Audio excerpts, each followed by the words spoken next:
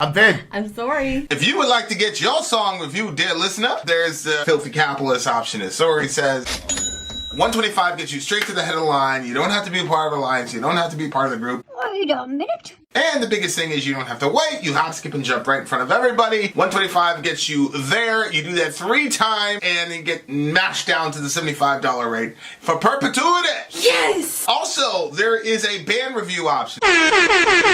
So if you've got a band and you're trying to get your band some exposure, hit me up at villageXchange@gmail.com, and I'll show you the details about how to pull that off. You can also jump on Patreon, and there is a option on the tiers to be able to get your band reviewed. Obviously, we can't lie to you, so we can't guarantee a positive review.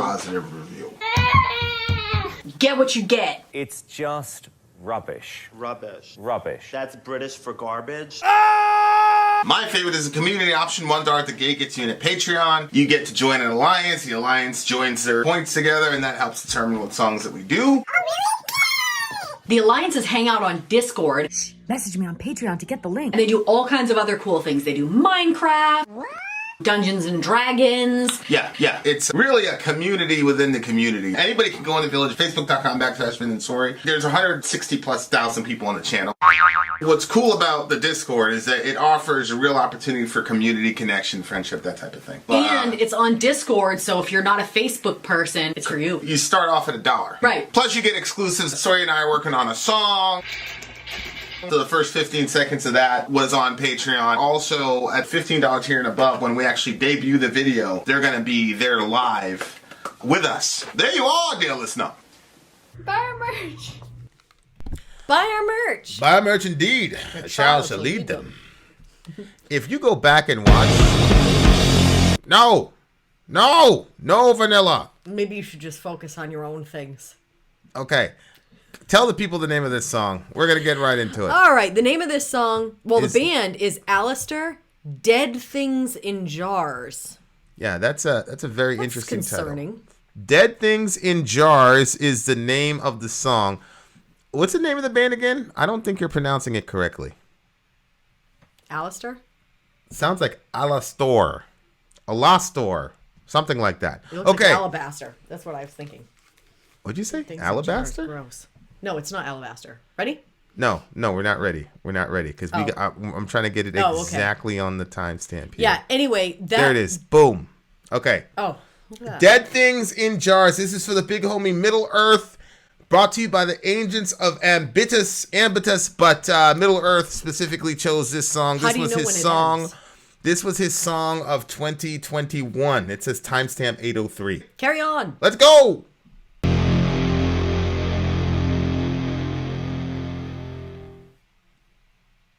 Here's the beginning of it. Ready?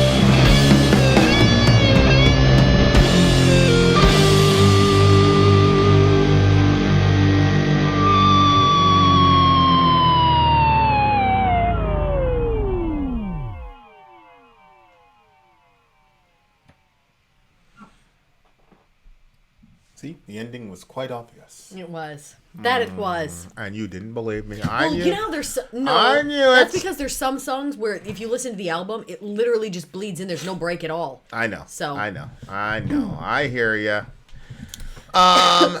So the Ew. appositional writing Yuggy. style. That's cool. Everybody kind of has a consensus, like they like the musicianship more than the lyrics. Yeah, I mean the lyrics were just. Ooh. And I think I went from, I really dislike progressive metal. I don't like progressive metal at all. It's my least favorite genre. Okay. And I think I don't think I like doom metal that much. Oh. I think progressive, I think doom has taken over as my least favorite genre of metal. Oh. This song made it pushed it there? No. The Oh. reason that I know that doom has been my least favorite is because I really truly like this song. And I think to myself, how many other doom songs are like this song, and there's not many of them. And that's what made me say, I probably really don't like doom as a genre. Because this song, like, you have to be so good to make doom work for me, that you have to be like this level good with the musicianship. And I don't really know this band. I don't know if this band caught lightning in a bottle once, or if they're just good overall. Right. But they did a really good job on the musicianship. Definitely felt like the Aussie vibes, for show. Shout out to Controller of Minds. It is 6:30 in the morning where he is. Oh my goodness. He's got to leave for work. Poor fella. Get some rest, guys. Sleep is very, It's very important. 12:30 in the middle of the night for us. Or I guess that would be the early morning. Yeah. Yeah, for me, like, I didn't even hear the sound of the song because I was so focused on the lyrics at first, and then obviously at the end, the lyrics finished, and then you could just kind of focus on the sound of the song. See, lyrically, it was okay. Like I said, it's appositional writing style, but like vocally, the guy kind of reminded me of Lane from Alice in Chains. Oh, You know okay. that like haunty, kind of Yeah, grimy, yeah. but still haunty, like ethereal, like there's a ghost in the room type vibe that Lane has. Like this guy kind of had it. So look at what Vin likes new metal and metalcore. He doesn't have the patience for prog or doom. He prefers knuckle dragging dipshit music. Absolute half breed monkey. Well, he's kind of. I like boom right at the beginning and and we go to war, we're gonna kill, that type of thing. He's right there. That's the way I like my really sermons. I don't really like shit that has developed that much. I like I like slow character development over time, like in literature. But as far as my music, like yeah, shit right now. Okay, Dead Without Decomposing, Stitches. Oh. What's the problem? I don't like these lyrics. Why don't you like the lyrics? Because, well, if I understand it, they're talking about, like when you go to a morgue. Have you ever been to a morgue? Yep. Okay. You know how they have the jars with all the, and then they have babies in some of them? Yeah. I think I never really, like, I didn't like that when I saw that. It bothered me, like, very deeply. And then, and the girl What were also. you doing in a more? I worked at the hospital, babe. Oh, okay. So I had to, it was a really weird experience because, I don't want to trigger people. Because it was my first experience with like a body that had just passed. And like, that you have to clean them and then you put, like, I couldn't believe that you really, like, the stuff that's in the movies was real. That was kind of what freaked me out too. Like you literally put a tag on their toe.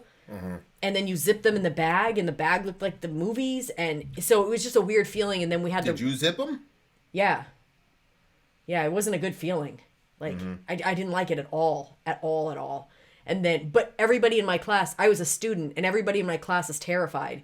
And at the time, the type of person that I was if I was afraid of something, I hit that shit fast. Right. Because the fear would grip me too quickly and too deeply. So if I didn't move fast and get over it, then I knew it would, I should probably adopt that philosophy again.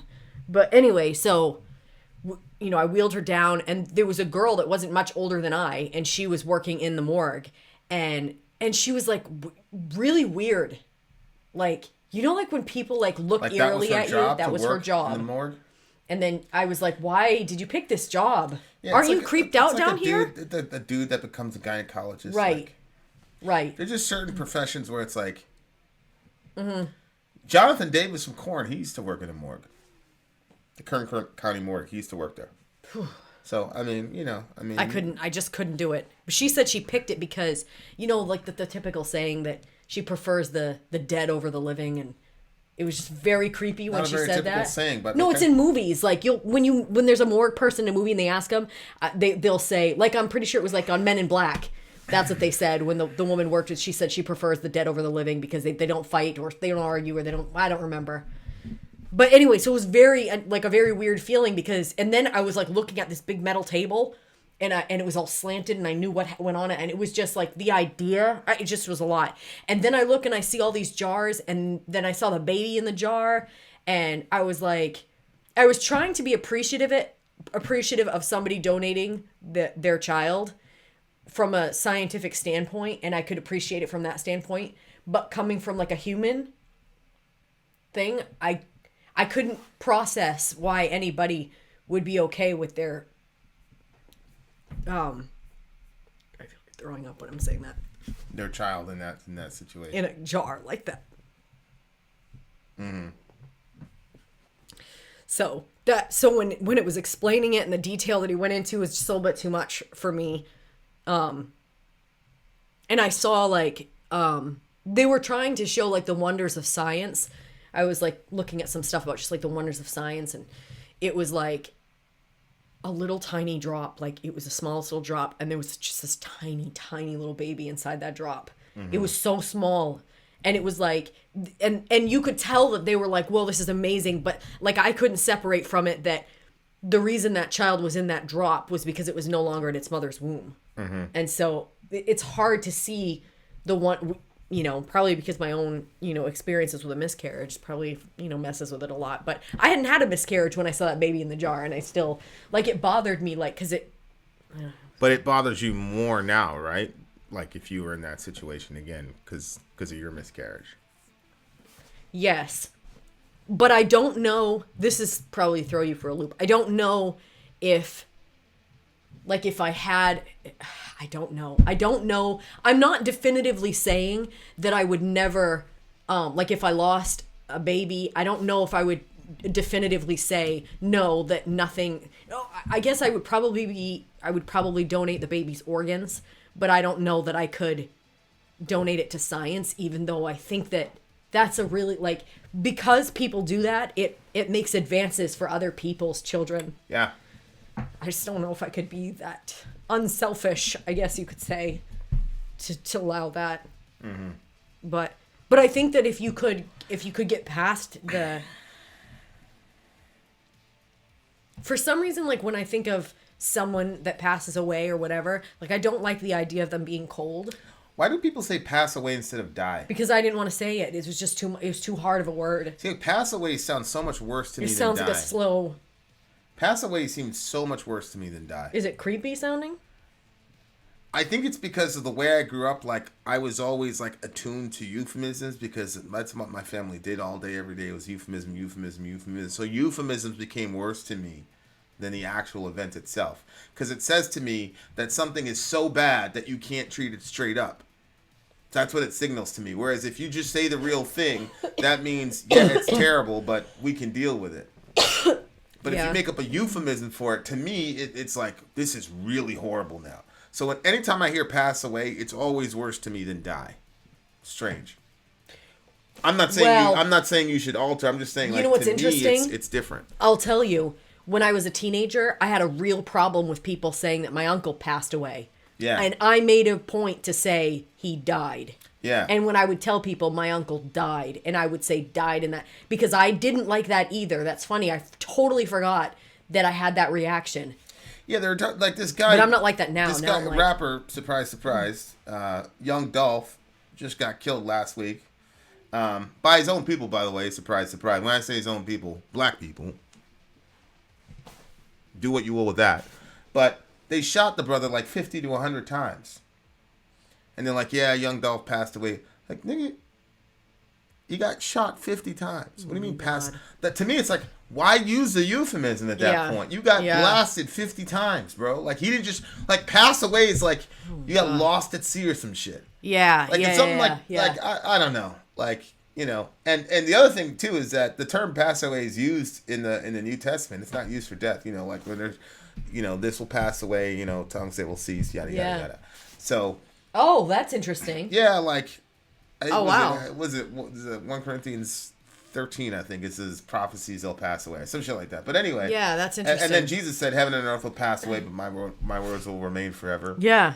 So pass away in the New Testament sense, you're It's never coming back. There's no resurrection. Whereas with death, at least there's a resurrection happening. Yeah, that's interesting. So I've been subsumed in Christianity my entire conscious life. So like, I'm okay with death in the sense of, like, it's weird. Like my mom's gone. Like I don't, like, I think about her every day. My mother-in-law, my ex-mother, whatever, she's gone. Like I think about her every 5 hours since she's been whatever, but.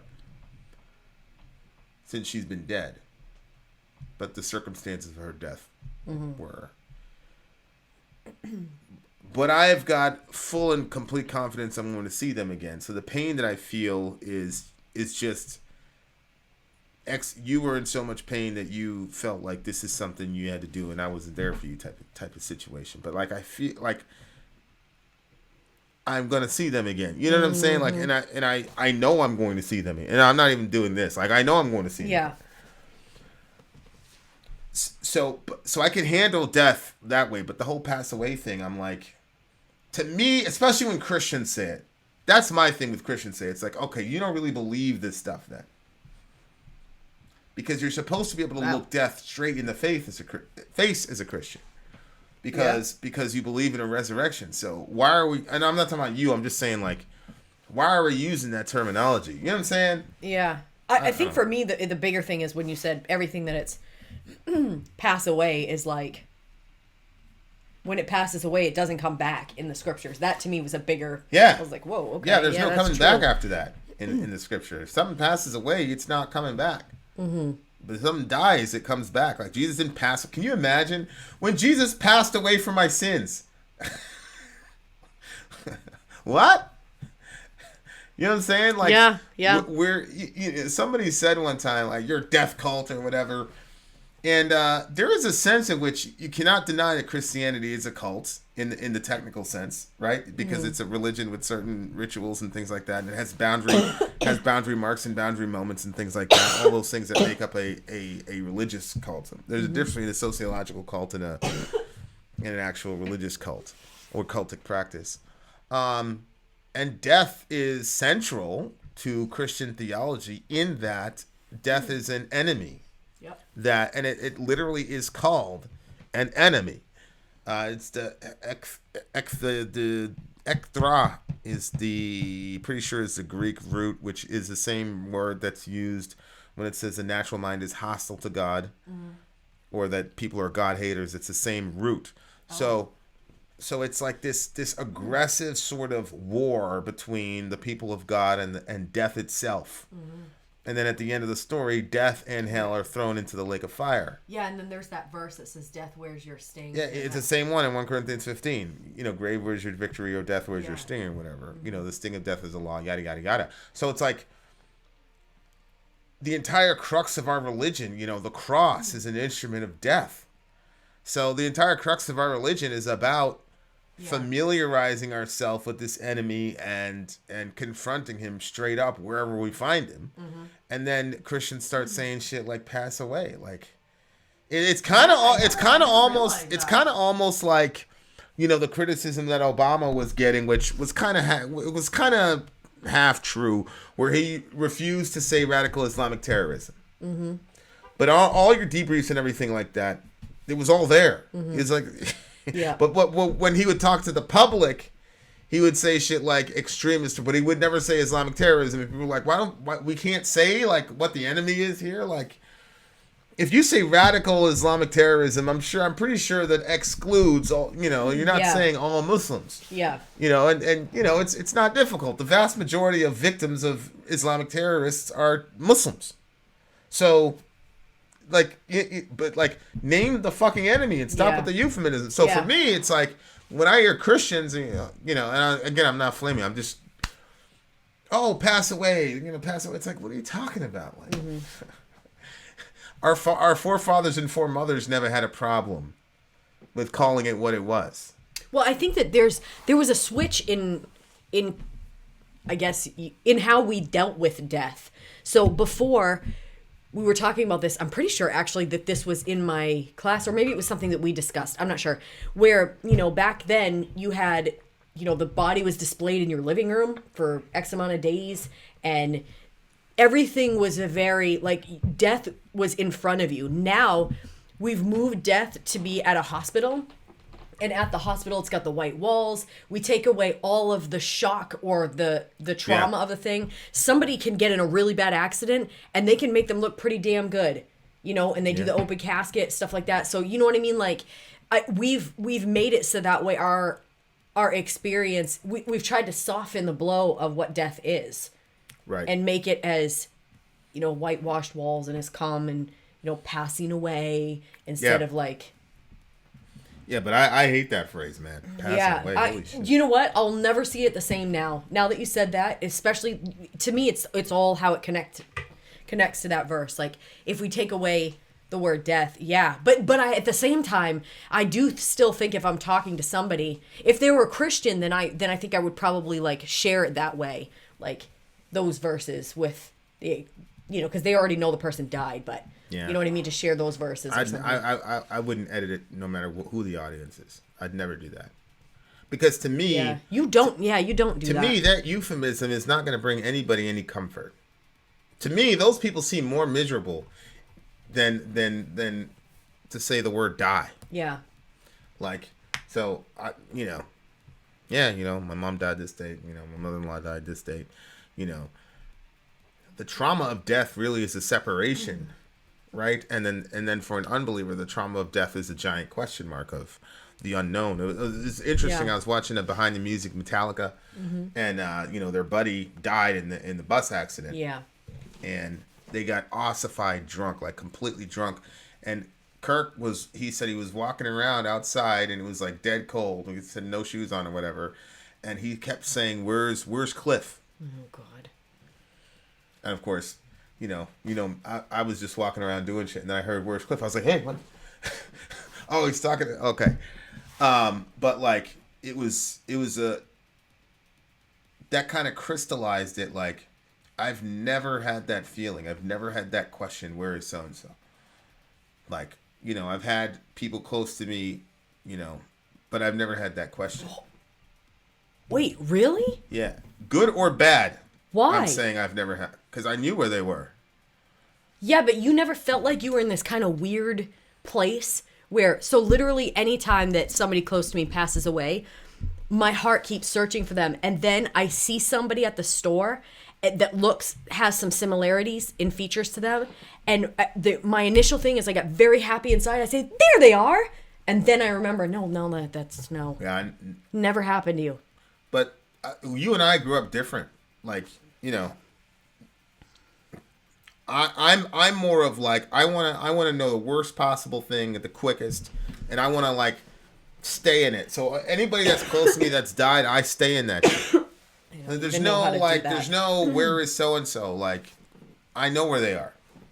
So, but I think that's a major trauma point for a lot of people. That if you don't have a worldview that accounts for where people are when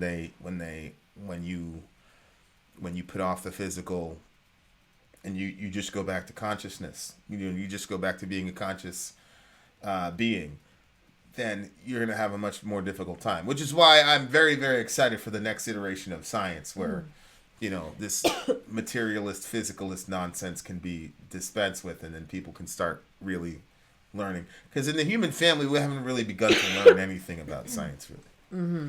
You know what I'm saying? We're just the foothills. Yeah. Yeah. So yeah, the song was very, very interesting. I think there's a balance between, well, first of all, on the one hand, as I said, a person could rightly say that Christianity is a death cult, but on the other hand, the reason that the cross can then become the picture of our religion is because we believe Jesus rose from the dead. Mm-hmm. And I'm sorry, but how in the world a religion can have the cross as their symbol in my mind, can only be explained by a resurrection. Oh, absolutely. Absolutely. Otherwise, you would hide that and bury that so far in the past. Yeah, Muhammad. Focus on the good deeds he did. Forget about that. We're not going to talk about that. Sadaq. Absolutely. Muhammad sallallahu alaihi wasallam, he died because a Jewish woman poisoned his mutton, and he ate it, and so did his buddies, and it eventually ended up killing him. And trust me, a poisoned mutton leg is not the symbol of Islam. You know what I'm saying? Like it's damn near impossible to me to explain that without a resurrection. And so that's one of the reasons why Christians have always been, I don't want to say preoccupied with death, although if you look at a lot of the art in the Middle Ages, but we've always been able to kind of reconcile ourselves with death because we believe in a resurrection. Yeah. And so that's the other reason. I'm like, why would I say pass away? Like, you're going to rise from the dead. Yeah. So you're coming back. You come back from death. So anyway, what do you get the song? Oh, God. I think it's got to be a silent count for me. I